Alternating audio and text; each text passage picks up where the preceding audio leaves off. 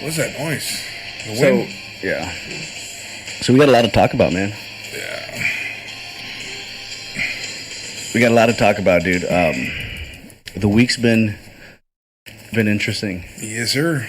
You're a Trump supporter? Absolutely, man. But, I mean, it's been interesting if you're a Trump supporter, right? It's been a breath of fresh air, sigh of relief, you know. Thank God it's over. Well, for now. Because some other shenanigans are in the works, man. Got big nasty Nadler going after some other rabbits, and Pelosi wants to jump back in the weeds and some things, but I think Matt Gaetz is going to put her through some stuff too with the tearing above the document, remember? Apparently that's an illegal act. Personally, I don't think they should do that. Let's just move forward, but... Hey, do you get the impression that these congressmen, the Republican congressmen, are trying to compete to see who can outdo each other, to see who can get in Trump's best graces or good graces the best? Like they're like, I mean, that's the impression I get with these guys, is that they're the biggest mamones that I've ever seen in Congress. They better be. Yeah, I mean, it could appear that way. I just think they should be careful. They should be careful not to get so lost the way the Democrats have gotten lost, because, I mean, look at the Democratic Party right now, dude. I mean, if the election was next week, there's no chance they're winning. They have no chance. Yeah. I mean, I can't even think of one policy they're stumping on right now. I think they overplayed their hand with the impeachment. What were your thoughts? So let's obviously Donald Trump got acquitted this week. Yeah. From the charges that he was abusing his power. Apparently, trying to bribe a country is not an abuse of power. News to a lot of people, but he was acquitted. We're going to talk about some things. Mitt Romney voted for the charge. Mm-hmm. The only Republican in the Senate to vote for the charge. Mm-hmm. Don Jr. wants him banished from the party. Who are you? Like, who's Don Jr.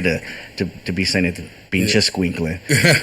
Well, I mean, he's upset for his father. You know, it's his dad. I mean, but anybody come after my dad, you know, I want to freaking get the mother effer, you know? Okay. Wrongfully, you know? And as far as Don Jr.'s concerned, his father did nothing wrong. That's how he genuinely feels. So, I mean, if we felt that way, that, you know, someone's attacking our dad and we know our dad didn't do nothing wrong, you know, we're going to go after him too, man. Like, so you're a Trump supporter? Absolutely, man. By the way, this is my producer here, Big Steve Sal. What's up, guys? A lot of people have commented on, or they sent messages. He's like, "Hey, are you a Trump supporter? You're not a Trump supporter?" We're both in charge of the Hell's Tavern page, so you'll see some posts that are from me, not so friendly towards Trump, and you'll see some posts from Steve that are a little bit more friendlier.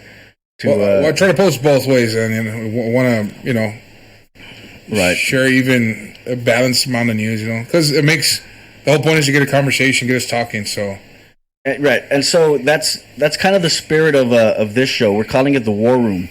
And it's basically two Republicans with different views on the president, different ideas on how we move forward, battling it out. Mm-hmm. You know, talking about it, discussing it, debating it. And, you know, Steve voted for Trump in 2016. I was right there along with Steve in 2016. I was a big fan of the president coming in. As a standard Republican, I thought he was the best to do standard Republican things, you know, cut taxes, deregulation. He hasn't been so good on the deficit, but, you know, deregulation and you know, create the opportunity that we're seeing now. Mm-hmm. Steve's still a Trump supporter, and now more than ever, and I'm not. And we're gonna get into why. So, but before we do, I think all of these topics will come up as we're talking. What was your take on impeachment from the very beginning? You know, I've always been of the belief that there are people that just never liked Trump, you know? And I'm talking about the politicians that have been in Congress for years, you know? The status quo, you know? The alleged deep state, you know? The establishment. Whoever those people are, and they're there, because, I mean, you'll see shades of it, you know? anytime you try to change a policy or you try to make some sort of change that might infringe on their comfort levels or comfort zones, all of a sudden there's backlash. You know, there's recoil, there's resistance. You know, like what? Oof, man, this is where it gets tricky because it's like they do it in ways where it's underhanded, sort of, man. You know, it's not blatant, and the media doesn't shed light on it. I don't know. I mean, let's see here. Thinking back to when Trump first got into office. Let's see here. There's I don't know, man. It's just you get. Well, okay. So, I mean, that's we have a lot of these discussions, right? Yeah. Steve's here has been my best friend since I can remember. But we've had a lot of battles about Donald Trump in the last year. It hasn't even been that much, right? Or that far ago that we started disagreeing about this, right? But since last summer when I came in here, and then since then you kind of started having a problem with Trump. Yeah, and since then we've started to have our quarrels, right? It's never been personal. Nah. But we disagree sharply on the guy, right? That's the spirit of politics. Yeah, and we've joked and we keep joking around about this stuff, right? But I always keep saying is that, like, there's always assertions that come from Donald Trump supporters about events that happened to Donald Trump that, in your opinion, would cause him to fight back against the deep state or whatever, right? But then when I ask, well, give me some examples of it, there's never any solid examples. There's always just, you know, your perception of what's going on. There's always this, just like the impeachment. And I'll give you an example of what I'm talking about. This impeachment is the deep state's way of getting back at Trump for trying to uncover their corruption. Well, I've heard that you know, that line of thinking coming from a lot of Trump supporters, and when I ask, okay, well, did the deep state make up the fact that Donald Trump withheld aid from Ukraine? Yeah. Did the deep state make up John Bolton saying that he wanted no part of that drug deal and then resigned? Did the deep state just make all that? I mean, did it not happen? Is Trump being framed? Well, and when his own people come out and say, look, this guy didn't give a about corruption in Ukraine. He just wanted an announcement to tarnish the name of Joe Biden, who coincidentally is his number one political rival. Probably not anymore, but yeah. Did they make that up? Or did Gordon Sondland, who donated $1 million to the Trump campaign, who Trump chose personally as his ambassador to the European Union, did he make that up? Is it all part of this, like, plan to screw Donald Trump over? Or did Donald Trump do something he wasn't supposed to do? And if he did, why is it so hard for Trump supporters to just call him out on it? Because if you remember the first arguments where it was a perfect call, it never happened. Read the transcript. I mean, it was that was deny. Then Mick Mulvaney came out and said, yeah, it's a quid pro quo. These things happen all the time, etc. And then where we last ended up with the Republicans saying, all right, look, guys, he did it. It's bad. He shouldn't be doing it, but it's not impeachable. Or presidents do it all the time. That was the evolution of the position. And I think to myself, why did it take Republicans so long to just admit the obvious? Why are you dying in the trenches for something that isn't worth dying for? Where's the integrity of your position to just say? I mean, Ben Shapiro, credit to him, he at least comes out and said, look, this shit looks bad. It looks bad. If Donald Trump did it, I'm Ben Shapiro at this point. If Donald Trump did it with the intention of affecting 2020, then he needs to be impeached. But if he did it with the intention of correcting 2016, then, and my voice went up a little higher because I'm trying to imitate Ben Shapiro. But if Donald Trump did what he did, trying to correct the impression from 2016 that he got help from Russia or Ukraine, then it's not impeachable. Mm-hmm. With the difference is that you have to figure out what were his motives, right? And then you have these witnesses, and Republicans start saying, well, it's hearsay. Third-hand witnesses. You know the talking points, right? While simultaneously blocking all the first-hand witnesses, John Bolton, Mick Mulvaney, Mike Pompeo, Rick Perry, all the relevant characters were being blocked so they could simultaneously turn around and spew the propaganda line that this is just hearsay. Mm-hmm. And then you have Fox News parroting this line. It's like I told you last time. Fox News it's a Trump pep rally at this point. You know, when he got acquitted, Sean Hannity basically orgasmed all over himself. Tucker Carlson he has his good and bad days. Greg Gutfield is like the court jester of the Trump administration. He's a comedian, Greg Gutfield, and it shows. The other guy, Waters, is just. I mean, where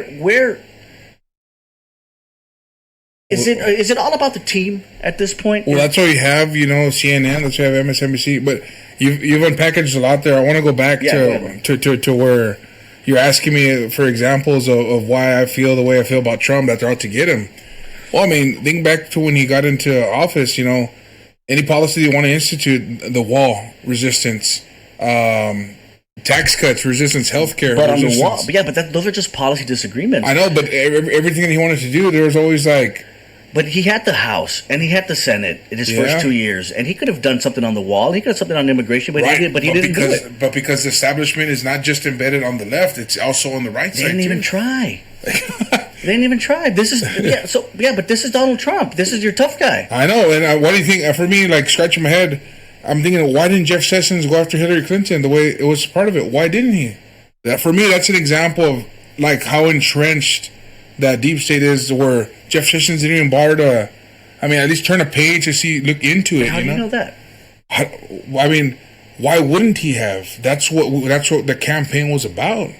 Why is it that maybe it was just a talking point, man? Well, perhaps, but there's a lot of one of the Trump's biggest things going forward is promises made, promises kept, and to a large degree, that's true. Most of it's true. A lot of the policies he's the tax cuts have been a large success, dude. I can personally attest to seeing more money in my pocket, doing very well, stuff like that. So, when people say, "Oh, well, it's only for the rich," no, it's not. It's for people at every level. That's just one example. But there's always the reason why people in the Trump camp feel that people are out to get Trump is because there's everything he wants to do. There's recoil. There's just like big old motion. Like, we got to stop the guy. It's like, he's a president of the United States. He earned the right to lead the country in the direction that he campaigned on because American people voted that in. He didn't grab power like Hitler by exterminating a race or freaking having coups against leaders and removing them illegally and stuff. It didn't happen that way, man. And so basically, we're getting what we voted for, and I'm aware of that. I'm not unaware of what's going on. I'm aware of what we got. We got an unseasoned politician, a non-politician who just turned politician. But what are you willing to forgive in order to be able to say, or in order to fulfill that excuse that he's an unseasoned politician? Like, where's the statute of limitations on that? Can he go his entire 8 years, having no regard for the law? And if that's still going to be his excuse, the 8th year, he's not a politician. Well, he's a businessman. The thing is, I think that's all open to interpretation because, Jonathan Turley went before Congress and told him the abuse of power is not on the president's side; it's on y'all's end. What y'all are doing here by trying to impeach Trump, it's ludicrous. This is the wrong forum for it. And I think the Democrats, like you said, they overplayed their hand. And they were wrong for not listening to Turley because look now. What Turley said was that if the Democrats could prove, you can fact search this right now or fact check it. Mm-hmm. If the Democrats can prove what they're saying about Donald Trump, that he withheld taxpayer-funded money, that he withheld that money to Ukraine in order to get dirt on Joe Biden, I guess you can call it. aid for dirt, right? If he withheld that, then that is unconstitutional. His beef with the Democrats was that he didn't think they had a strong enough case, you know, and that was debatable because it was Turley versus 3 other constitutional scholars that were there. So it was 1 against 3. I mean. It's a real debate, dude. Well, I know, but I think that was the one voice that sounded the most, and that made the most sense because the other 3 just sounded like it was just a groupthink, you know. But then when they asked Turley if he wanted to represent the president in the Senate, he said no. Absolutely not. I mean, I don't think I would if I was Turley. Why get my name tarnished? Look at how they're treating AG Barr. Anybody that goes and tries to help the president, automatically he's a loyalist, he's a cuck. He's this and that. Like, I mean, they just drag his name. It's like calling a black conservative an Uncle Tom, basically. Why do that? Since you brought up AG Barr, do you think it was ethical for Attorney General Barr to release a statement contrary to what Robert Mueller said about his own report? Well, I mean, I think to the point that Mueller had to come out and correct him. No. But by then it was too late because Trump, the marketing genius that he was, had already took what A.G. Barr said and considered himself exonerated. Well, he's an attorney general. I mean, that's his interpretation of the report, you know? Right, but that's not the way it works, though, because it's one thing to I mean, I can interpret night and day for what it is, night and day. I mean, hold on. Isn't this the same Robert Mueller that was apparently not... he didn't even know what the hell was in his own report when they asked him when he was before Congress and they asked him some things about the report. He's like, what was that in there? And he's flipping through the pages trying to freaking recall. Did the guy even put the report together? Yeah, that's the same Robert Mueller. I mean, if he doesn't even know what's in the report, then I mean, he acted in that way. I don't think he didn't know what's in the report. He headed the investigation. It was a 400-page report. I don't even think Robert Mueller read it. Of course he read it. It was a 400-page report. You know, I don't know. I guess his behavior was bewildering. No, you're right about that. I thought he was a little what's the word? Underwhelming. Yeah, you know, I mean, it looked like he didn't even want to be there. Well, not only that, it looked like he didn't know what the hell they're talking about. They're like, on page such and such, and like what? And it's like he's like, let me see. Yeah, no, I grant that to you. But one thing that I don't think is debatable was that Robert Mueller is number one, is a Republican, but this guy was a respected member of the government from both sides. Mm-hmm. Is that this guy's integrity? There's a story. Have you ever heard of Mark Corallo? No, I haven't. Well, he's one of the communications director that Donald Trump hired to kind of put out the communications during the impeachment the impeachment process, right? Not the impeachment, but I'm sorry, but during the Russia investigation, right? Mm-hmm. Mark Corallo was in charge of I guess the counter narrative, right, from the Trump administration. Mark Corallo told Donald Trump personally, "I will work for you under one condition. As soon as you ask me to tarnish the name of Robert Mueller, who I know personally, and I know he's a good man, principled man, I'm out. I'm done. Nobody's going to tell me that Robert Mueller is not a decent, principled man here, or that he's a never Trumper, or that this and that." His name is Mark Corallo, and he has a very interesting story about working within the Trump communications team, and he was hired by that it escapes me, but regardless, so Robert Mueller, his name has been tarnished. Yeah, going into, but that's just the right wing fodder. Yeah. That it's easy for Donald Trump to call Robert Mueller a never Trumper and this and that. But the fact of the matter is, getting back to the actual report, there was a lot of things in there that were just plain disturbing, right? Mm-hmm. And for A.G. Barr to toe the line and say that he was completely exonerated, nothing to see here, everything was made up, there was no smoke, nothing. It was just a falsehood. It was a falsehood that Trump paraded, and he put it on, and he tweeted about it, and all of his followers shared it, and that's the impression that was allowed to form about what happened on that side. Right. Now, I mean, we got sidetracked with Robert Mueller, but now we're talking about impeachment.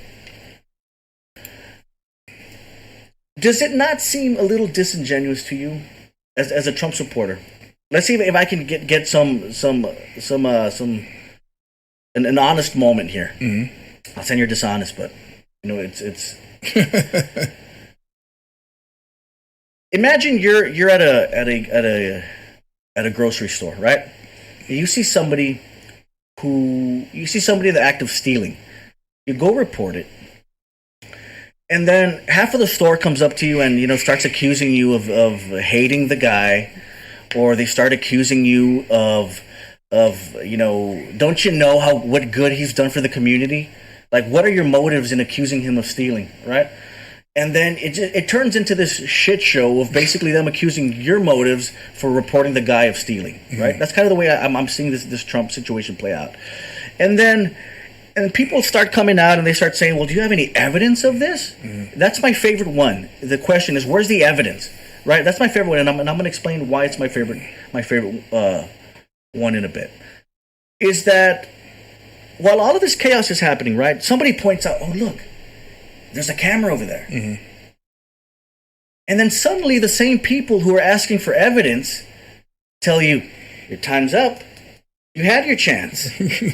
You lost it. You lost the plot. The evidence, cameras, that camera's just probably trying to sell a book.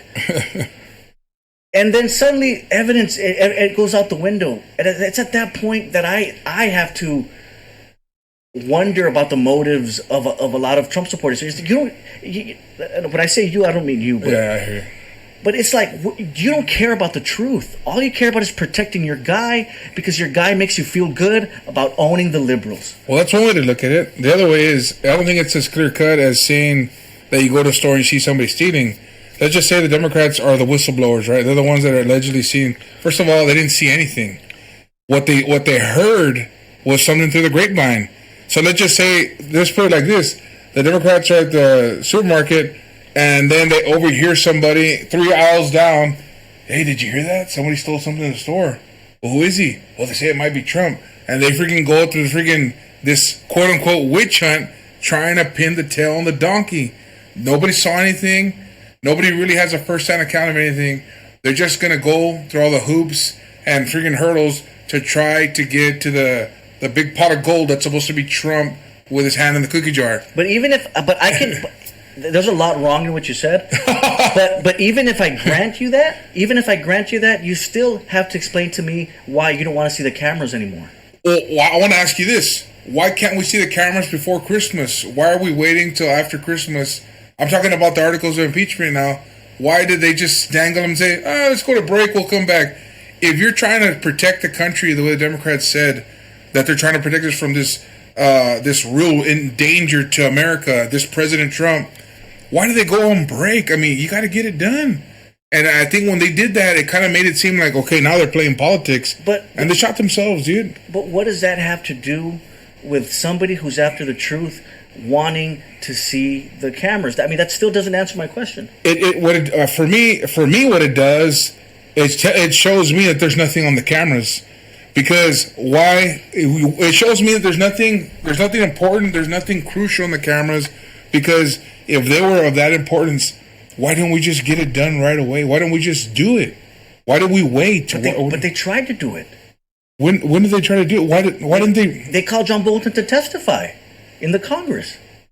Yeah, but the articles of impeachment were not submitted until after they went on their little sabbatical. Well, forget about the articles of impeachment for a second. What I'm talking about is if we want to get to the truth about what happened, and if you're going to use as an attack strategy on anybody who's not on your side about how it's all hearsay, meanwhile, simultaneously, you're blocking all the first-hand witnesses from testifying. Number one, it's disingenuous. But number two, I still don't see what your point has anything to do with you, an American who should be loyal only to the Constitution, wanting evidence. Mm-hmm. Remember, the key word here is evidence, right? I mean, how like, what do you tell yourself? Like, okay, you know what? Like, what's that process like? I don't need to see evidence anymore. Evidence, you've had your shot. You've had your time. Like, well, why is that even a feasible option for an American, but for somebody who supports Trump, like where's the patriotism in that? Well, okay, John Bolton wants to testify, and then how do you reconcile the interview they had in August of 2019 saying that the calls with Zelensky are warm and cordial. You want to know how you justify it? But why did he say that though? Okay, well, would you go on camera and demean your boss, who you're working for right now? If you're out to save the nation, knowing that you might get fired. If the Constitution's your inherent most concern, I mean, you do it. Well, I don't disagree with you that maybe his method was wrong.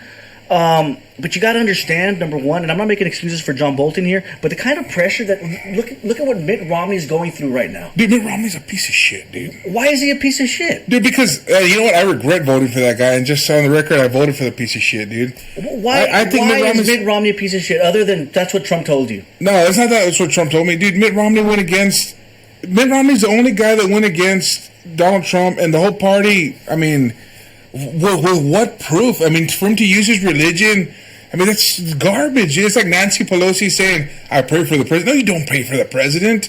You're freaking licking your chops wanting to get rid of this guy. You wish harm to the guy. You said Mitt Romney is a piece of shit because he disagrees with you about what happened. No, Mitt Romney, give me a good reason. Mitt Romney's a piece of crap in my opinion because he went on camera and used his religion as a reason to justify getting a jab in on the president after Donald Trump drug his ass through the mud in the 2016 campaign and made Romney look foolish. So you think when Romney came out and read that statement against Trump, and it did nothing to hurt Trump, dude. So you're telling me that this was all an act of a revenge on the part of Mitt Romney? This is Romney 2.0. Remember, he tried to take Trump down on the campaign trail before Trump was president. A lot of people did. Yeah, a lot of people did. But a lot of people didn't get a second chance, and Mitt Romney did. And you know what's sad? So you're making the claim that Mitt Romney, that the only reason why he decided to. He was willing to lose his job as a senator. And he's going to lose his job. He might. Yeah. He might. He very well might. He was willing to go through the whole Fox News clown show about how he's he's a traitor, he's this and that. He's willing to go through all of that, lose his entire political career just because he wanted to get because he wants to come across as a martyr. He wants to who, Steve? I don't know. To the 90% of the Republicans who are in Trump's corner. And now I've been seeing him freaking what's his name came out and said Joe Biden saying that they should, instead of pinning a medal on Rush Limbaugh, they should pin a medal on Mitt Romney. What? Now he's being praised. I wouldn't be surprised if Mitt Romney jumps to the Democrat Party, dude. I don't understand what that has to do with it. I bet Mitt Romney. It's all political. Rolls his eyes every single time. I think it's all political. A Democrat comes out and praises him. That's the worst thing. That's the last thing that Mitt Romney wants right now. Is praise from the Democrat. I don't believe Romney was genuine, dude. And it sucks because after he did what he did to Trump on the 2016 campaign trail, they what did he do to him. Trump? He came out and read that statement to try to make Trump look bad, saying, "Remember that he was incompetent." Big deal. I know, but those are hit jobs. You know, you do that to try to take opinion. I know, but you do that stuff to try to hurt somebody's There are aspirations. a ton of people who had that opinion about Donald Trump in 2016. Okay. And then Mitt Romney comes back into the fold. They welcome him back. He gets senator job in Utah. They welcome him back. This isn't some kind of autocracy. This is a democracy, dude. You ran for the Senate and you won. This is the era of Trump, though, and you know that's what we're talking about here. And that's the one thing I want to point out is that we're talking about Trump's not this traditional conservative. I understand that. I know what I voted for. I know that I know that some people accuse Trump of being liberal in certain issues. I'm okay with that. You know, I'm fine with that because for me, the 2016 election wasn't so much. That I need to elect the most conservative, the most Republican guy. It's like I need to make sure that the left doesn't win, dude. I need to make sure that Hillary Clinton doesn't win. But anyways, going back to Romney, I just think the guy's two-faced. I think he backstabbed. He got a second chance to try to take Trump down. He licked his chops. He tried it. He failed. And now he's going to pay ultimate price. His political career on the right is done, dude. So here's my interpretation of it. That's yours, Mitt Romney's. Here's my interpretation of it. The Republicans on the Senate side are the most sackless, spineless. I think they did the right thing, man. Lamar Alexander. You heard what he said. You heard the case that he made. Marco Rubio, the exact same thing. These guys aren't even trying to cover it up anymore. They have acknowledged that what Donald Trump did was bad. It looks bad. No, it's bad. What do you mean? Okay, so are you telling me right now, I want you to tell me right now, if Hillary Clinton were president of the United States, if she had won in 2016 and she was possibly facing Trump again in 2020, and the roles were absolutely reversed, she withheld aid from Ukraine to get dirt on Donald Trump, and everybody found out about it. Are you telling me that you'd be sitting down right there and you wouldn't think that your position would not be that she needs to be impeached? The good thing with Hillary Clinton is we don't have to play the hypothetical Tell game. me, no. We have examples of her as Department of State.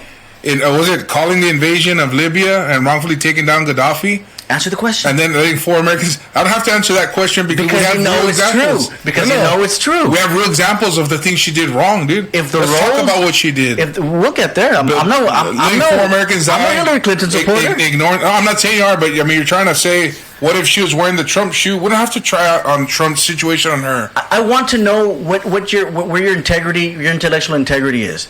If Hillary Clinton had done the exact same thing Donald Trump, would you not be sitting there right now making the case to me that Hillary Clinton should be impeached? I know, but it's not that absolute because we're not sure exactly what happened because the Democrats couldn't make the case. There's a lot of speculation. So then, would you not be pissed off if Hillary Clinton was then blocking? If it was Hillary Clinton, so would you not be pissed? I know it'd be something. I know something wrong would have happened. So would you not be angry if Hillary Clinton was blocking first-hand witnesses from testifying? Would it not be at least safe to assume on your part that she was hiding something? If it was Hillary Clinton, I know in my heart of hearts that something bad would have happened, and there would be a bloody trail of dead bodies to follow, dude. There'd be people that were supposed to testify. If it was John Bolton writing these books about Hillary Clinton, I guarantee you, John Bolton will have a suicide letter at his doorstep within a matter of days or weeks, dude. We might even wake up tomorrow and read John Bolton dies in suicide, freak accident, dude. That's Hillary Clinton's style, dude. Okay, aside from this alternate reality that you're living in, it's not. Would you or would you not be angry if Hillary Clinton was hiding the first-hand witnesses from testifying? Just yes or no? Well, I'm telling you, I'd be angry. I would. I'd be angry because I know when it's Hillary Clinton. Standard? There's not a double standard. It is a double standard. It's not, bro. It's not. Hillary Clinton has a reputation for being dirty. The problem is that we don't have people that can attest to it because they're freaking dead. They're freaking dead. So you think she did something wrong on Benghazi? Well, I think they're calling out for help, and I mean they were emailing her or they're trying to communicate with her, and she just ignored that. Why? Why not send people for help? What did Trey Gowdy conclude? That she should be in prison after the investigations. That she should be in prison. What did she did not conclude that. I don't recall, dude. I mean, she's been investigated time and time again. Jim Comey investigated her. Trey Gowdy in the House Intelligence Committee. Jim Comey investigated her. Okay, well, if that's not good enough for you, Trey Gowdy, the Republicans' Lord and Savior, there was over 1,000 news stories on Fox News about Benghazi until the House Intelligence Committee, along with Trey Gowdy, had her come in and testify. She at least had the balls to go in and testify in front of everybody. Dude, that's how dirty she is, bro. She can walk in there with her head held high and say, "Come on, Mother Effers, who's going to be the one to put their life on the line against me?" Dude, these politicians don't want to die, man. When you try to infringe on the Clintons, you're risking your life, dude. Dude, not you're being silly. No, I'm just saying what I've read, man. There's about 53 bodies that are associated with. Yeah, dude. I mean, I'm just saying, dude. I mean, it can't just all be coincidence. That's what I'm trying to say. I got no comment on that. Well, I mean, just Seth Rich, for example, dude. The guy was set to testify. Apparently, he was robbed. They shot him. The robber forgot to take his wallet and cash. And you really want me to believe that the guy was really a victim of a robbery if they didn't take his wallet? You know, Sean Hannity covered that, and you know he was forced to have to retract on that story. Probably. I mean, he probably embellished something. Maybe. I mean, I don't know, dude. No, because there was no evidence to corroborate the story. That's why. Well, I don't think I'm repeating what John Hannity said, but. I mean, I haven't even heard of that right now. But what I'm saying is that there's a reasons why those kind of stories only linger in these like 4chan backroom websites, man. And nobody covers it because there isn't any evidence to corroborate it. Now, does it look suspicious? Is it? I mean, could it happen? Yes, dude, it could happen. Could she be? And she's okay with that. Could she have a hit list, dude? Dude, there's local people that kill people for lesser things. Of course, the powerful might want to have some kind of a and that doesn't bother you? Incentive to kill somebody. That doesn't bother. Dude, but I need evidence to be able to. That's all we asked for in the Trump. That's all we asked for in the Trump impeachment, dude. Again, but you can't say that you want evidence when the evidence is being asked for and you block it. No, the thing is, you can't say you want evidence when the guy that's going to be your evidence is saying one thing back in August of 2019, and then he publishes a book. Somebody leaks a chapter on purpose. It's on the contrary. Precisely because of that, you want to get him on record, under oath, to testify. Personally, we talked about this too on our WhatsApp, and I said what I would have liked to see was a deal done where we'll give you the 3 witnesses you want, or the 3 whatever number of witnesses you want, but you're going to give us the witnesses that we want. So, and you said you'll take it. I would have been all for that. You know, we want the whistleblower, Eric Ciaramella. We want Adam Schiff. We want Hunter Biden, Joe Biden. Those guys testify. What do they know? What were the roles? And where the hell you want? You want John Bolton? I want John Bolton. I want Mick Mulvaney. You want George W. Bush, whoever, bro. I want get them all. Rick Perry, Mike Pompeo. According to Gordon Sondland, the vice president knew about it. Whoever. Get him in there. Let's, if we're going to do it, let America decide. Let's do it. Let's do it. And that's the problem with Democrats. They don't like when America decides, because back in 2016, America decided. They said Trump, and now here we are trying to impeach the president. And it's gonna happen again, dude. After this landslide happens in 2020. Well, listen, man. You know me. You know I'm no defender of Democrats, but I am a defender of truth, and of honesty, and of the Constitution. You know,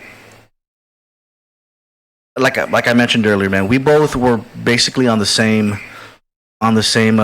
ship, you can call it, when it came to Donald Trump in 2016, right? I'm not on that ship anymore, for good reason. But I want to steel man Donald Trump's case. That every single time I have a conversation or have a debate with somebody, this is what they tell me. Let me grant you everything off the bat, right?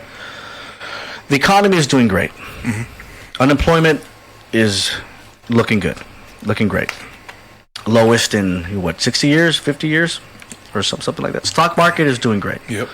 I like that he lowered taxes, right? And from what I hear, there might even be a tax 2.0 situation coming up where they target just the middle class. That'd be great. That it'll give middle class taxpayers more relief. Yeah. Good, all good stuff. I like the fact that he's been a cheerleader for the economy. A lot of people don't understand that the economy isn't just a numbers game. It's a confidence game, right? If people feel confident in a stock, or if people feel confident in a certain market or whatever, then they're going to invest in it, right? A lot of the confidence comes from perception, right? Donald Trump, what he's magnificent at is creating the perception that America is the place to be when it comes to investing, when it comes to starting a business, when it comes to the future. He's a great cheerleader, and I don't think he gets enough credit for that. I mean, they call it a depression for a reason. What's a depression?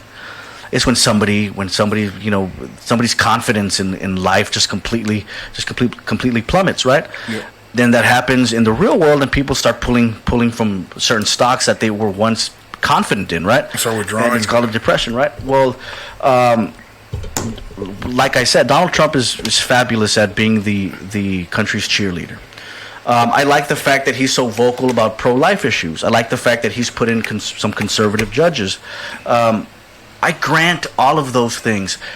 But I can grant you all of those things and still not vote for the guy for this very reason right here.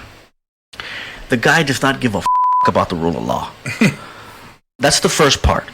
And the second part of that is half of the country seems to not give a shit about that. They're okay with him not caring about the rule of law as long as he spites the other side for them. As long as he owns the libs. I have never seen so many trolls on Facebook just being so willing to spread misinformation and propaganda about Donald Trump than I've seen. Dude, I haven't even seen this kind of jackassery even under President Obama, dude. And you remember in 2008 when people were fainting at Obama rallies because they were as excited. They were so excited about the Messiah. Guy. Some thought he was the Messiah, Jesus, right? yeah. And we criticized them for that.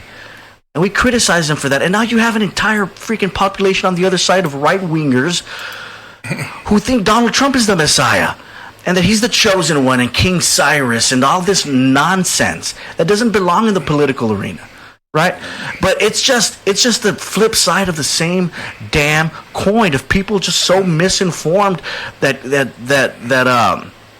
comes from this feeling that your side has been persecuted for so long. I heard somebody say, we can say Merry Christmas again. Who the was stopping you from saying Merry Christmas? Well, there was a campaign that wanted you to say Happy Holidays. You know, it was a campaign. There wasn't no campaign. Yes, I heard about that, dude. Christmas is offensive because not everybody adheres or subscribes to the notion of a Christmas where Christ is born. You know, I mean, with the massive influx of international. But the government wasn't in charge of that. I know, but under the corporations do it. Corporations are still doing it. I know, but under the Obama administration, it seemed like those were the headlines that were coming out because liberals were trying. But the headlines to by who? By the freaking media, the left wing media, controlled media, the same ones that you now distrust. And I'm saying is that there was the media was trying to condition us, get us ready, because they were going to do the fundamental changes, the hope and change that Obama brought. And so that's why that put people into a frenzy. I don't necessarily subscribe or believe that Christmas was under attack or anything, but I'm trying to tell you why these people might feel like, now we could say Merry Christmas again because, if you see people coming at you like, hey, you can't say Christmas or hey, Christmas is offensive, try Happy Holidays, just things like that. Think about the commercials, dude. We can see the commercials now, dude. Seldomly do you see commercials say Merry Christmas from the big businesses. It's always Happy Holidays now, dude. So then nothing's changed. Well, I don't know if nothing's changed. I just think people are more reluctant to use terms that might be favorable to Christians, there has been a slight erosion, There's not the same America from even 30 years ago, the 80s, 70s. There's been an erosion away from the perceived notion that we're a Christian, foundation country.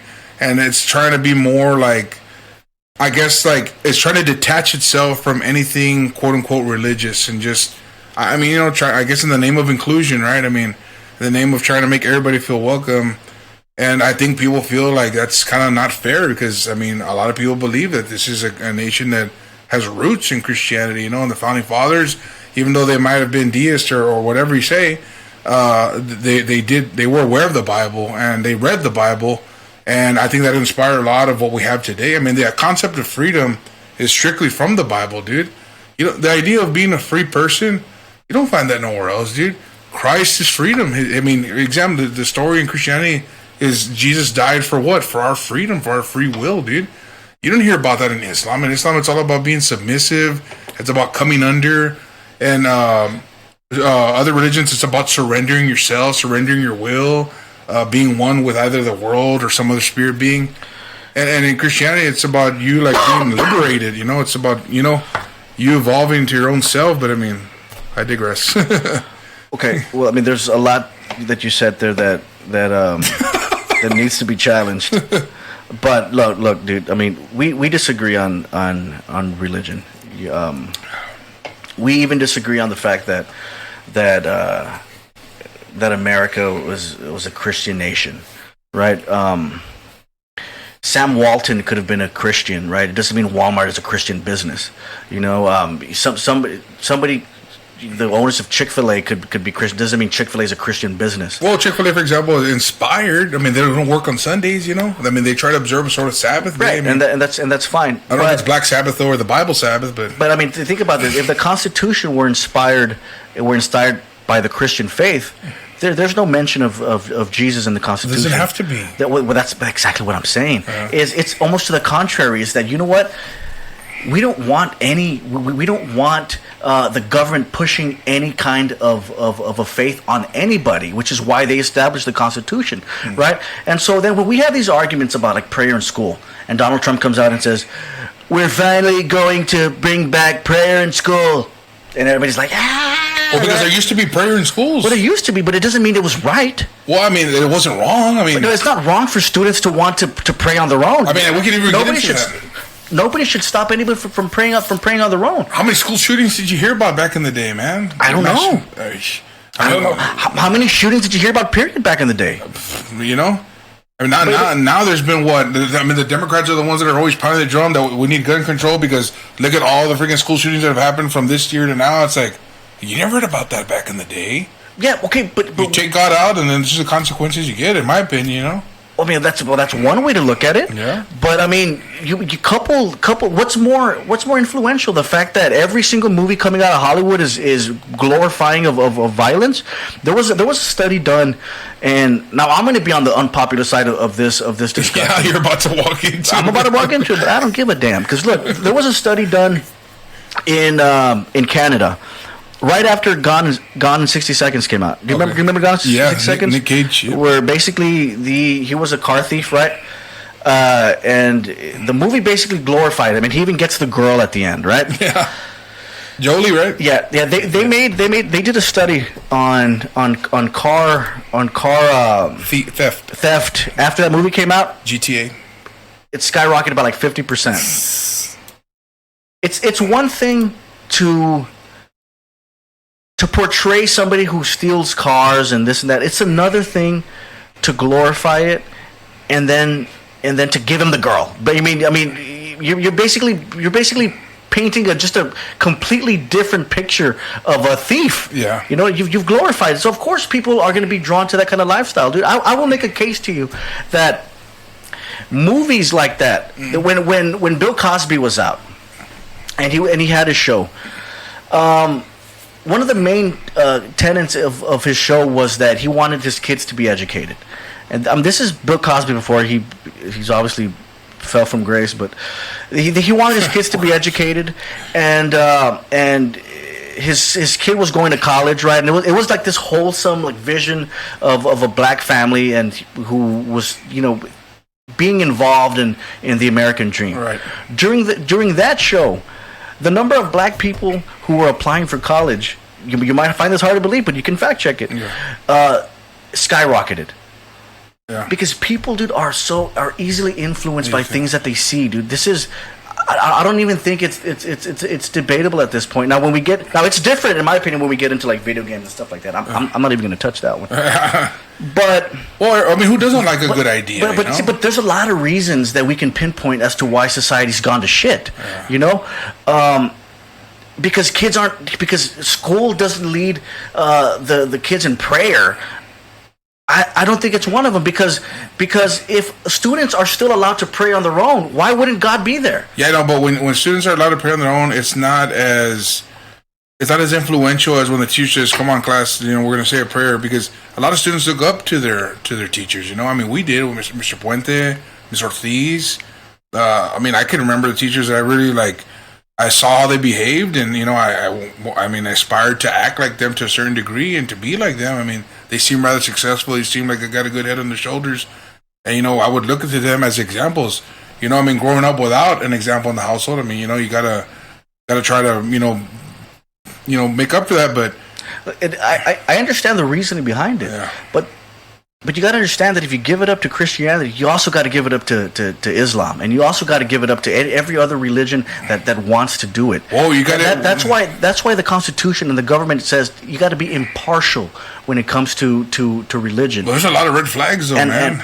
But public schools are government institutions. Yeah. You know, that's why there's private schools. If somebody wants to go to a private school, they can do that. I mean, I'm with you on that. You know, there's charter schools. There's a lot of Christian schools everywhere, man. And that's cool, and people want to go there. That's fine. But I mean, I guess because you're saying people about Trump saying we're reading school prayer back in school, I guess people just react that way because I mean it's a form of pastime. It's like baseball, you know, and people miss that stuff, dude. You know, I mean, and unfortunately, these shootings they happen mostly on, you know, I don't know what the percentage is, but mostly public schools. I mean, the shootings. I mean, I haven't heard of Christian private schools getting shot up. I mean, I don't know. That'd be good to investigate. But I'm just saying, like, Well, I don't know, man. I just think the number of public schools compared to the number of Christian schools it's just not comparable. And another thing too is like, I mean, I'd rather have kids praying than have a transgender confused drag queen going reading to them at the library. I mean, Yeah, but I have nothing against those people, but I mean, I think that's concerning. Well, we agree on that. Yeah. We agree on that. I think that's just a false choice that it has to be one or the other. Like, to me, like for me, dude, it's a sense of optimism that I get when I see people fight back against transgender story time or the fact that there's even people that are willing to defend it. Yeah. And I'm not saying that's a binary choice. I'm not saying it's one or the other, but it seems like for the people that are in favor of prayer, there's this sentiment that if it's not prayer, then it creates a vacuum for something else to take that place, Yeah. So the 10 to 15 minutes of prayer or the 5 minutes of prayer it's now available, and anything out there can come and fill it, and that's not, I mean, from what we've seen, I mean, good God, I mean, then I think it was in Houston, right? The one with the guy with the horns, and then showing his scrotum to the children. He was opening his legs and showing his. That stuff is just concerning, dude. I mean that's not. I don't know what to say about that. It's just terrible. There is no good argument to say or to even try to make that's justified. Yeah. But what people always say when you tell them how do you justify this? What they always say is, well, don't act like your kids aren't sexualized at home. What? Look what they're watching on TV, almost as if to say, it. They're going to be sexualized at home, so we might as well open the floodgates and expose them to different type. It's that's awful, man. I don't know, man, dude. Dude, leave the kids alone, man. Yeah. Leave children alone. Stop confusing them. They're confused enough as it is. Why grow up? Yeah, this gender confusion business. I mean, it's no joke, man. It's an agenda. There's consequences to it. What's the suicide rate among transgenders and among this community? What's the suicide rate? Wasn't it like at 40%? I don't know. It's something that there should be more light shed on it. That's for sure, man. And you're handing this out to kids like it's some kind of a freaking lollipop, dude. Yeah.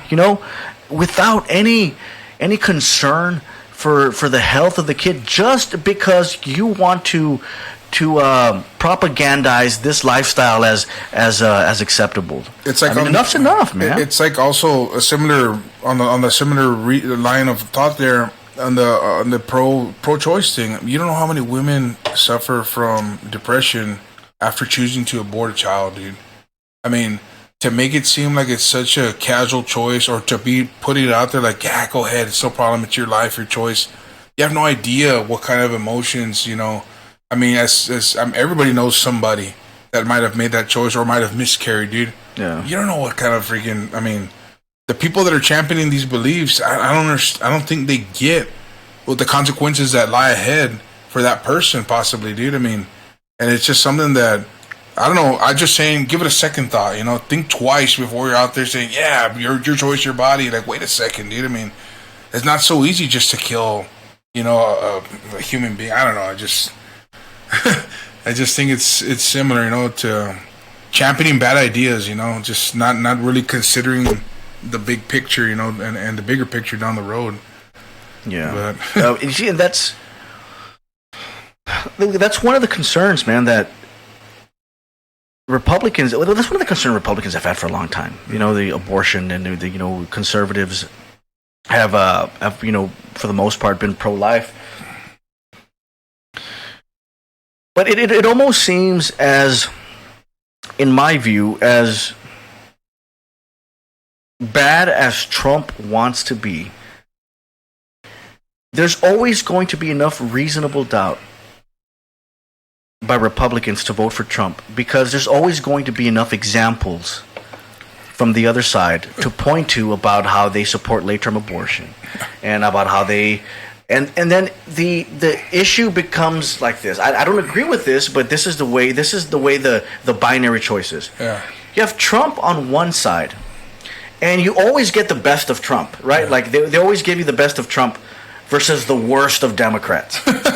Right? Like they steel man you Donald Trump's position, and then you get like the straw man of the Democrats, Well, right? Fox News will still man you Trump, but I mean, they turn the channel the other way. They give me the worst of Trump, and they give me the best. Well, there's no best on the left, dude. Right. Well, see, but There's no policies or anything right now. But I'm talking about like the perception of Trump supporters, and I only Yeah. say this because I talk to a lot of Trump supporters. Most of my friends are Trump supporters. Yeah. Right.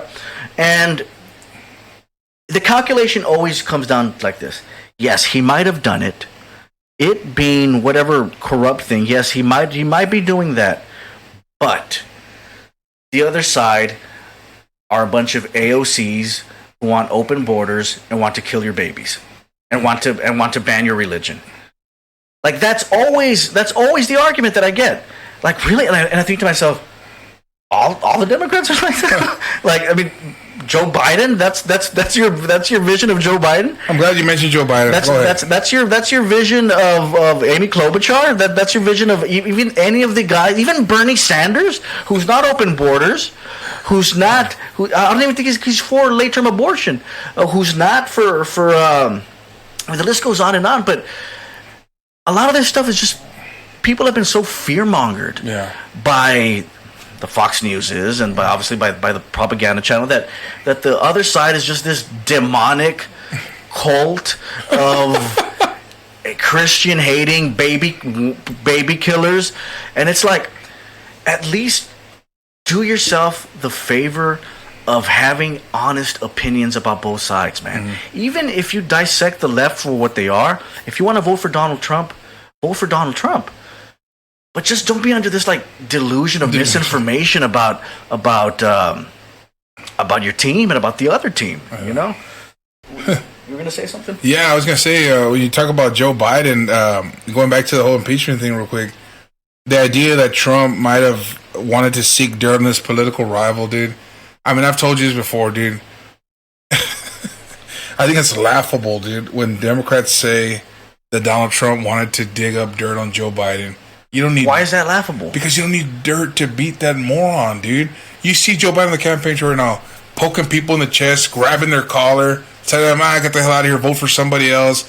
What do you call the other guy? Look here, what does he say? What do you tell him?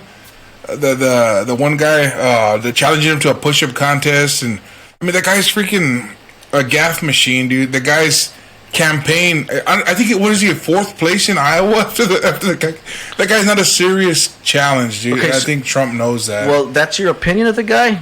Let me tell you what the polls are showing it. Let me tell you what Real Clear Politics says. So the Iowa caucus. Let's see. No. I'm talking about during when Donald Trump decided to want dirt on that guy, because that's what matters. That's the time that matters. Well, the media was making it seem like it was a problem, but Real Clear Politics had Joe Biden beating Trump by 10 points. Yeah, but the media, you know, together they made it seem like Joe Biden was a top dog. We know he's not the top dog.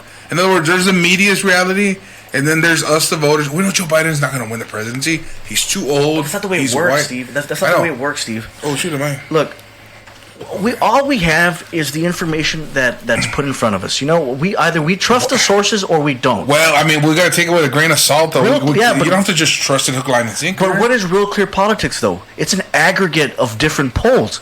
In other words, it's not just one poll that some jackass can manipulate to find his own ends. Right. So, do you trust Real Clear Politics or not? Well, it's not about everything. I trust the name Real Clear Politics. What the thing is, though, if I get 5 polls that are created by ultra left wing, anti-Trump people, and I mix them in with a batch of good polls, what am I doing? I'm tainting the batch. So what about the Fox News poll? Is that one's come out plenty of times wrong? Well, they screwed up once. Yeah, they screwed up a lot, dude. I mean, they're not off the hook. Okay, then let's do this. What poll do you trust? Well, I like Rasmussen poll's good. Rasmussen is a Republican pollster. Oh, well, I think it's good. I think the other one was it the 3 letters. Let's go through them. There's the 3-letter one. What about Monmouth? Monmouth is okay. There's Boston Herald, FPU, Boston Globe. The other one, the 3-letter one. Emerson, CBS News, YouGov. The Gallup poll, that one's okay. Gallup's good. Yep. Let me see here. Real quick, man, I remember being glued to this website in 2008, right, checking the polls. So look, let's not get sidetracked. What were we even talking about? Talking about Joe Biden. See, Joe Biden, he's not a serious contender, man. No. You talked about Joe Biden. I was already. You were going to talk about the polls. No. Let me see. We're talking about the impeachment. Apparently, Buttigieg is a serious. Okay. I was going to go into, because we were talking about impeachment, but what we were also talking about was the prayer in school and the evangelicals. Okay. Mm-hmm. What's you're as an evangelical? What is your evangelical on sabbatical right now? Okay. What is your opinion when you see Paula White and when you see all these pastors in the White House and they're praying and they release these photos and there's video of it and it gets released and everybody's sharing it?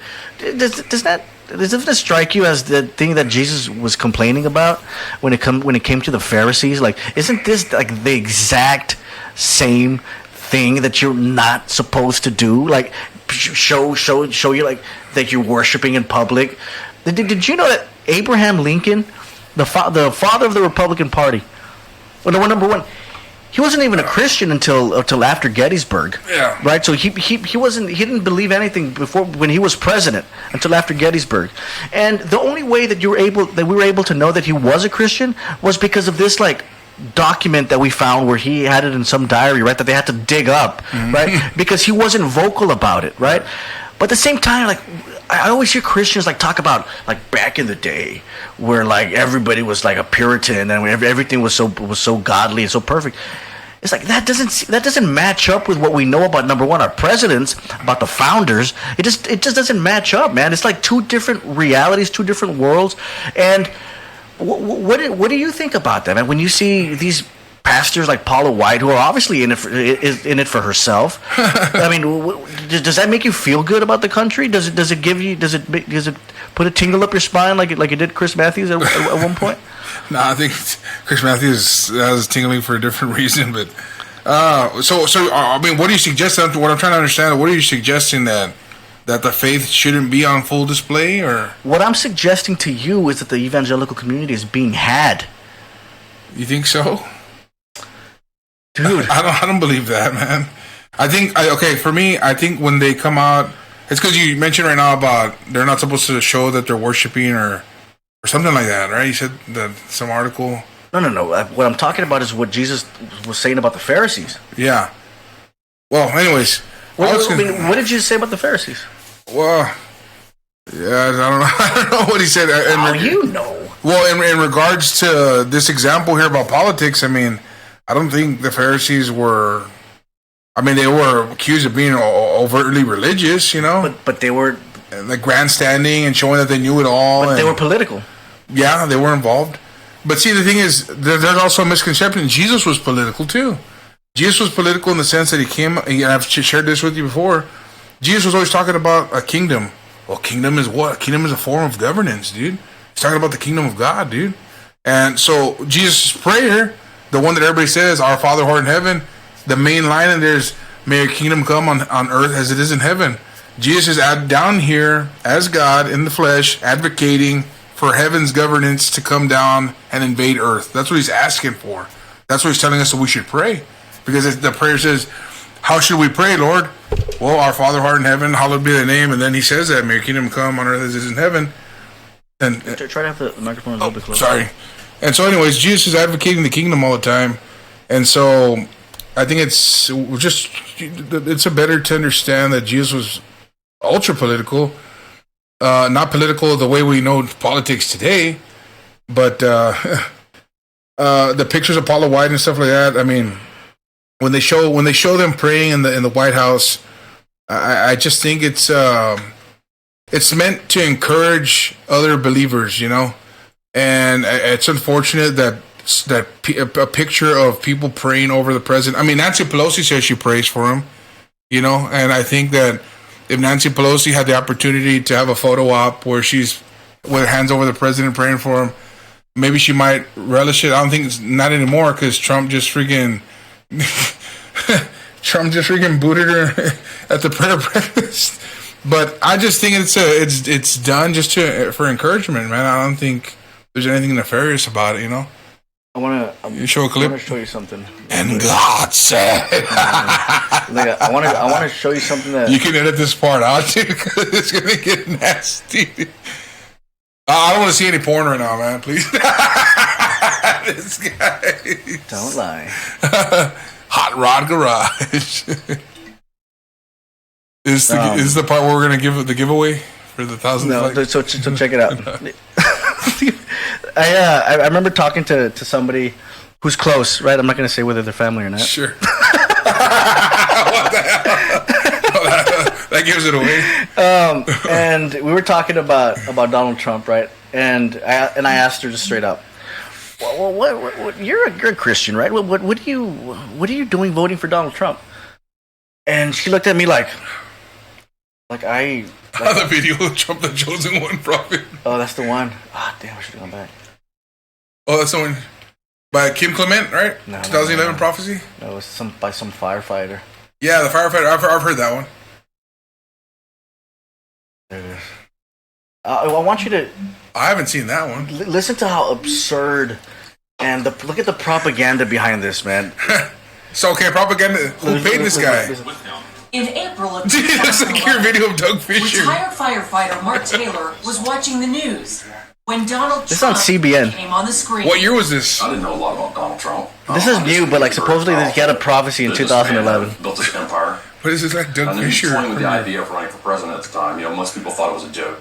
Well, he's kind of a comic book figure. I mean, he's a show-off. He's a sideshow who threatens to swallow the Republican Party. So I'm listening to him on an interview, and all of a sudden I just heard the voice of the Lord say, "You're hearing the voice of the president." Mark went into his office, got out a pen and paper, and started to write. Look at this what he moron. says Watch. the Holy Spirit told him. You know, he was saying that basically America was going to prosper like never before. Israel and America, the ties between the two countries would be stronger than ever before.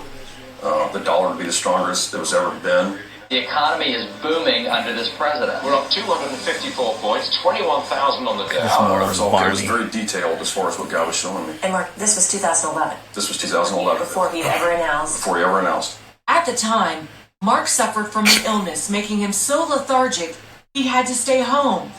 That's when he sought help from well-known Christian physician, Dr. Don Colbert. During one visit, Taylor shared the prophecy with Dr. Colbert and his wife Mary. Well, as I read this Listen prophecy, to this lady, I saw dude. This lady is the Father's just- rhythm throughout the whole prophecy, and I recognized the rhythm. You know, or frequency, you could call it, because God has His own frequency. I literally collapsed into a chair because I was reading it standing, and I just collapsed in the chair and stood there looking at it, shocked, thinking, Donald Trump is going to be our next president? Mary knew if the prophecy were to come true, it would take a lot of prayer. As I began getting the prophecy in the hands of major leaders across the country, the body of Christ, people that I knew that were influencers within their church, what I did is I started a prayer chain, 15 minutes a day, started on Labor Day. The Lord instructed me to do it on Labor Day. He says, this is going to be a labor of love. Taylor originally thought the prophecy would happen during the 2012 presidential election. This isn't even the but it preposterous was not to be. part yet. Oh, I missed it. I truly missed it. Then, on June 16th, 2015, I am officially running The Don. for President of the United States. Mark's prophetic word suddenly didn't seem so far-fetched. Still, most people didn't take the billionaire businessman seriously. He would not be the commander-in-chief we need. Oh, those are great debate moments, man. Adults learn not to interrupt you. Yeah. As the race for the White House grew heated and ugly at times, Colbert had moments of doubt and called on God for confirmation. She says he told her to watch the upcoming Belmont Stakes in June of 2016, where the horse named Creator beat Destin by a hair.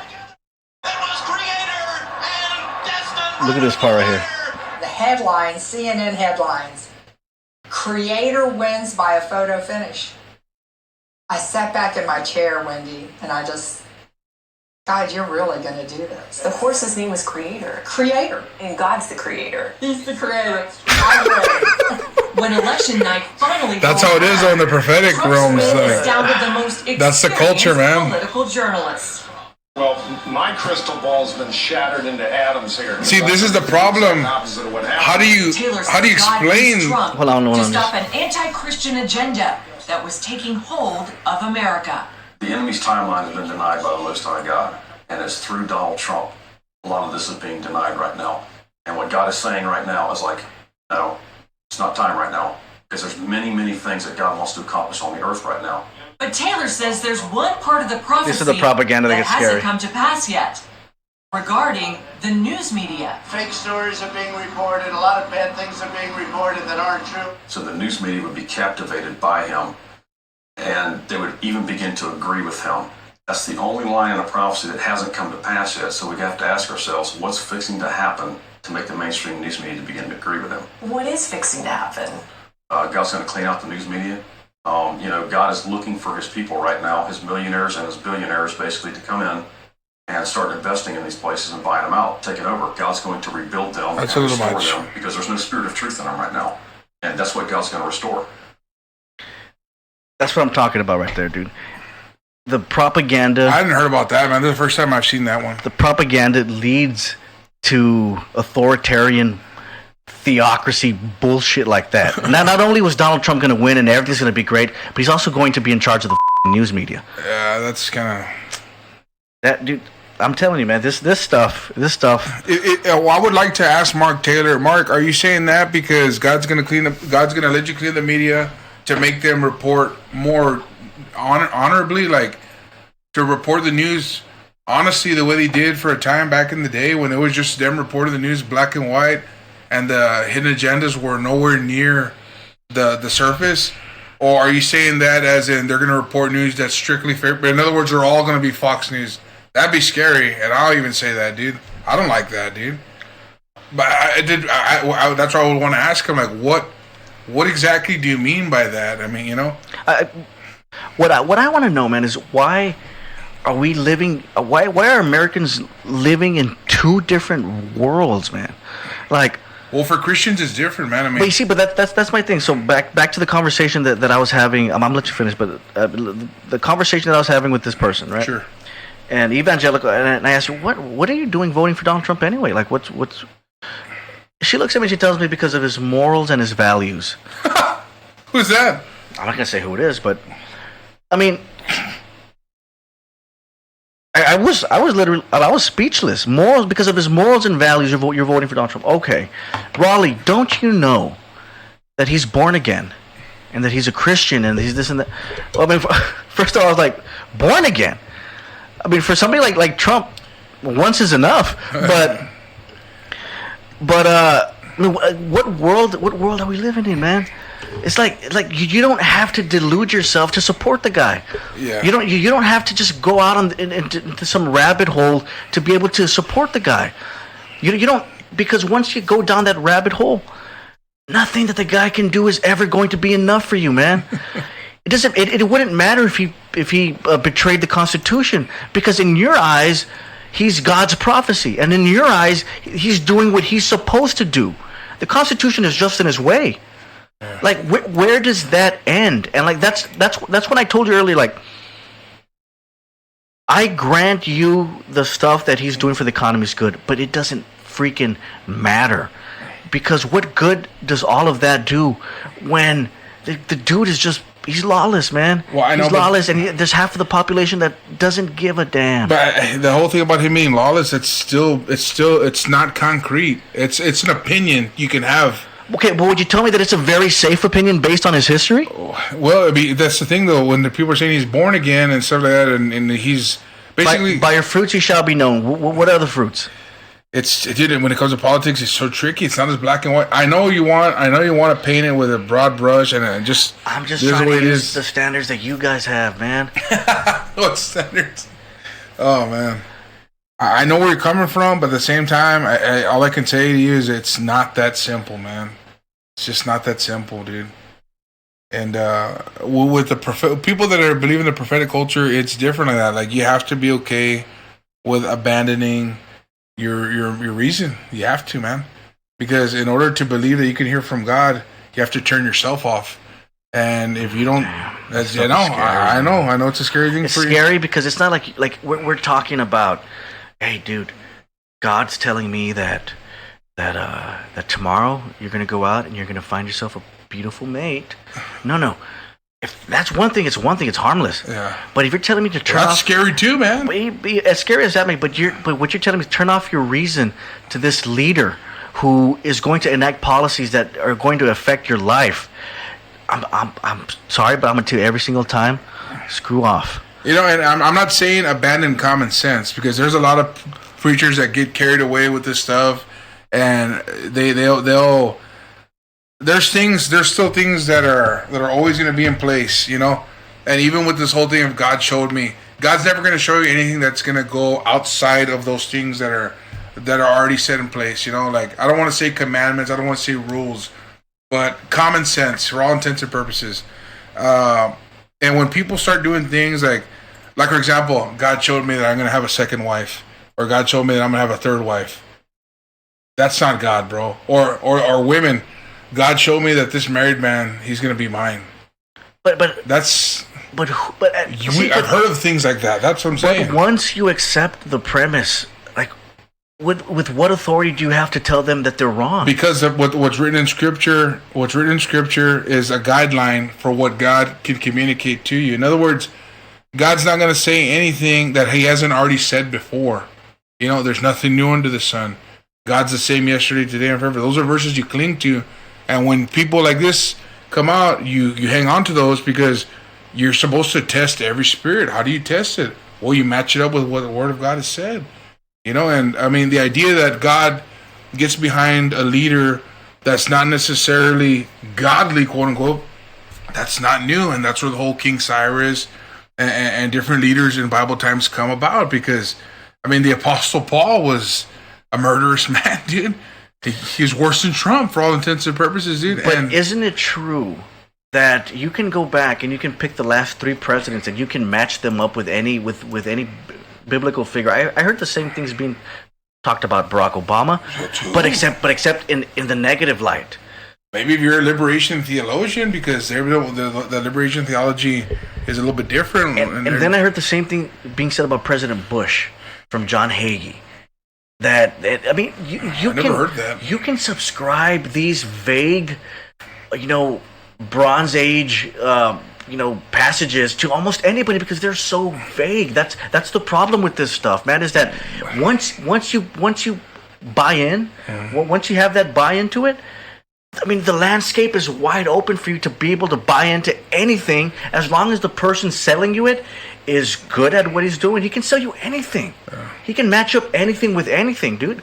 If Trump is chosen by God, either God has a very sick sense of humor, or he really doesn't give a damn about America. Well, I mean, like another scripture, you know, I mean, God takes the things that this world considers wise and uses it to confound them, you know. I mean, something like that. So so then Trump would basically be America's punishment. Well, no, I mean, I think what is Trump doing? I mean, Trump is in favor of policies and positions that favor the Christian, Christian population, the Christian, group of people here in our country. I mean, prayer back in schools, But the underlying assumption would be that those were threatened in the first place.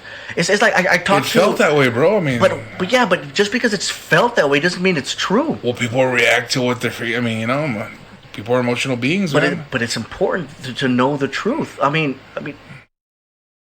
there was this one case. Look, and in a free society where you have different judges with different ranges of political beliefs and ideologies, you're gonna get crazies, man.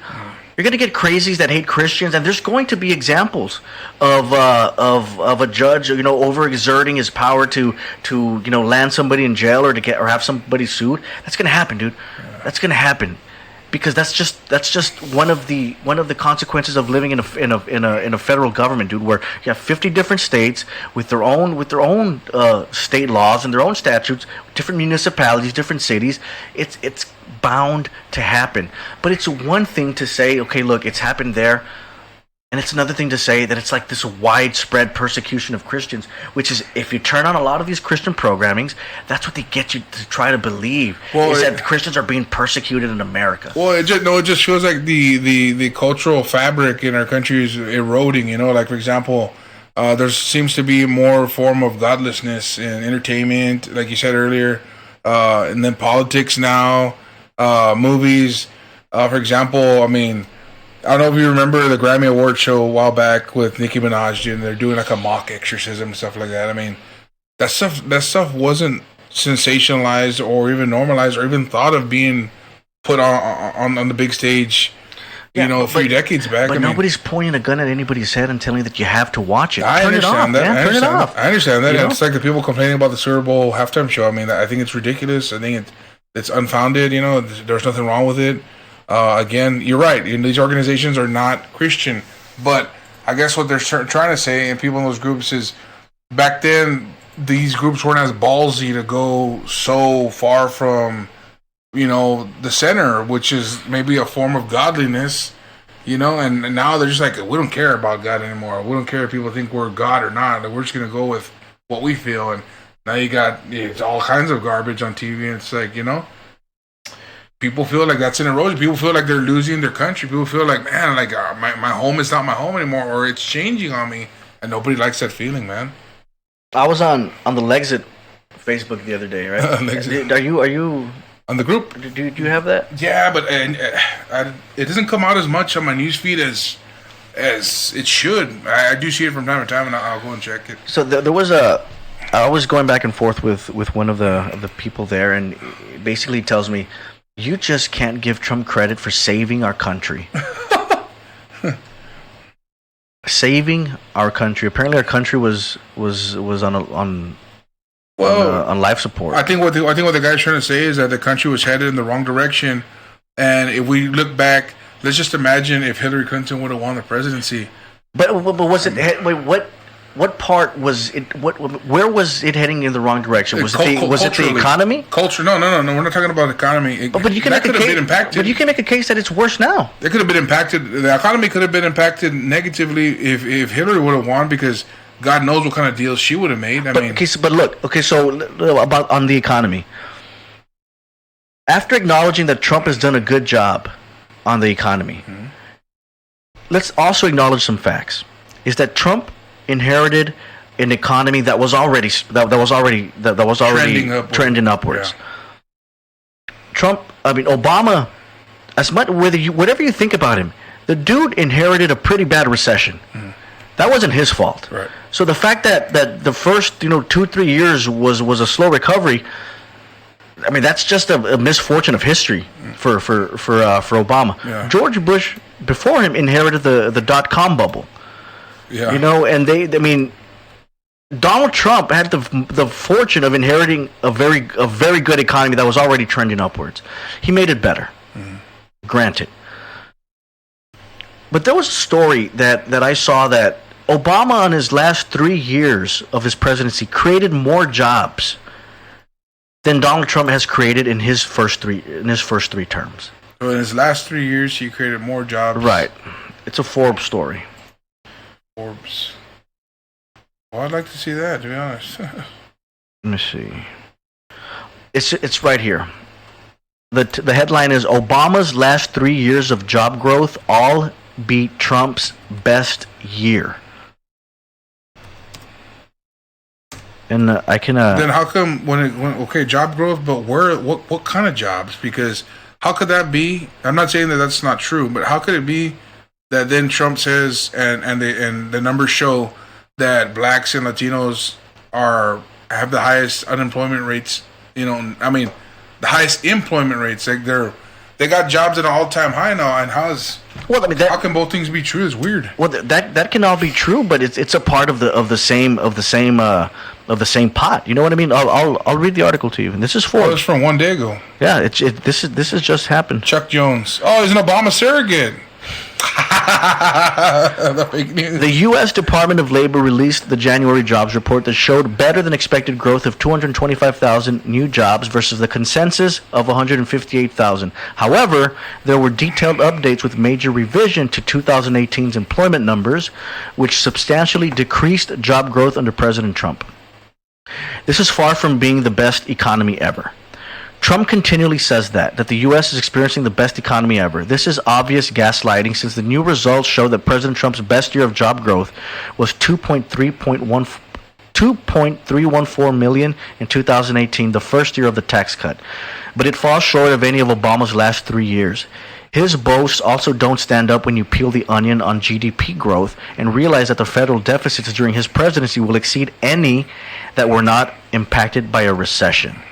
The previous and updated job growth yearly totals for Obama's last 6 years in office and after the Great Recession and Trump's first 3 years, along with the revisions, are 2011, 2.75 million fell to 2.74. 2012, 2.174 fell to 2.176. 2013, 2.1302 fell to 2.301. In 2014, the years that are highlighted, 3.6 million jobs fell to 3.4 million. In 2015, 2.729 million fell to 2.72 million. And in 2016, 2.318 million increased to 2.345 million. Those were Obama's last numbers. In 2017, Trump, 2.153 million fell to 2.109 million, down 44,000 jobs from Obama's last count. 2018 is his best year. 2.679 million fell to 2.134 million, down 365,000. This is Trump's best year. So you compare Trump's best year, 2.679 million created, compared to Obama's 2014, where he created 3.006 million jobs. There's also there's obviously some discrepancies. Trump does better in private sector jobs growth as opposed to Obama, but even the numbers aren't that far apart. So a lot of this situation about this is the best economy ever, booming, like, it's true, but a lot of it is embellishment. Yeah, he's selling it to the people. I mean, right. That's what you do as a politician. No, you're absolutely right. I don't begrudge him for that. But all I'm saying is, let's not be under any misapprehension that this is like he's doing a miracle for the economy. Yeah. That's not what's happening. Mm-hmm. He inherited a very good situation and he made it better. Kudos to Trump for doing that. And the difference is, though, people are bringing more money home. It's one thing to create jobs, but what kind of jobs was Obama creating?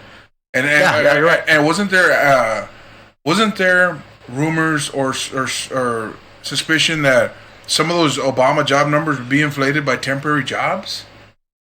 I don't know. Like temporary jobs, for example, with the natural disasters, you know how they hire people temporarily for, like, clean up crews or whatever. Oh, I mean, weren't the numbers being fluffed up by temporary job posts? How many of those Obama jobs are still around now? That'd be something to look at. I assume it's possible. The point is, more people are taking more money home today, and that's a good thing, and that's why Trump is doing well in the economy. Right. And this Chuck Jones guy, he's a cuck, dude. I've seen him on CNN a lot. He's just like, he's not wearing glasses in his photo. Look at him. Well, remember the one that said, "Oh, I hate Trump, I'm gonna kill him." Just kidding. I don't. The stuff you see on CNN is crazy, man. I don't put it past you, man. The stuff on CNN is bizarre, bro. Hey, well, listen, man. Are you ready to sign off on here? Or what? Yes, sir. Big Steve Sal, bro. I love the conversation, dude. This has been one of my favorites, to be honest. I like the back and forth, dude. We're two Republicans. Yeah. Right. And my Republican status has been called into question as of late because, according to some people, your locals from around here, People who don't believe in God can't be Republicans. That's not true. Or he doesn't support Trump. He can't be a Republican. Yeah. To those people, I will say the same thing from the front. Tough guys, kiss my ass. Yeah. I mean, I kid you not. When I read some of this stuff, it's it really makes my day. Well, and only that, it's sad, man, because as a conservative, I mean, one thing that we don't want to become is a party of the left. We don't want to become like the left. The left is always trying to shout you down, shut you down. The left is always trying to dismiss you. You know, as conservatives, we're the party of conversation. We're the party of ideas. We're the party that wants to hear everybody at the table because we want to take the best of what everybody at the table is giving, you know?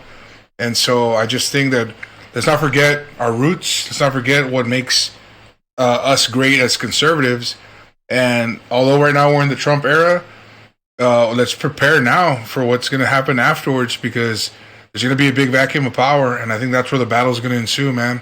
And that's where we're no longer going to have Trump to either pound or to try to, you know, feel good about. Now we're really going to have to get to work, man, because I can't imagine what the Dems are going to come up with or what they're going to try to do. And it's, you know, if you think it's bad now, I think it might get a little bit, you know, more gridlock going forward. So let's hope not. But hey, you know, the Dems have pigeonholed themselves into a place of almost no return, man. They're in a state of shambles. Yeah. So desperate times, desperate measures. So.